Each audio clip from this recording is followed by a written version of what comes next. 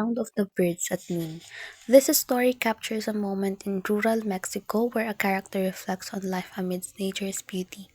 The sounds of birds serve as a backdrop for introspection about existence, loss, and the passage of time. This story shows how beautiful everyday moments can be.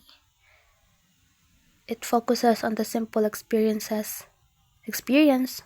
of hearing birds sing at noon, encourages us to slow down and notice the natural world around us. The detailed descriptions of the bird's song symbolizes the peace and calm that nature brings. The sound of the sound of the birds at noon made me see the beauty in simple moments we usually miss. The story's description of the birds singing at noon helped me appreciate how nature's sounds can bring calm and clarity.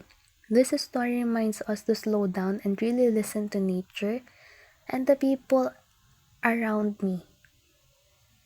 This story shows the importance of being present and mindful, valuing each moment as it happens.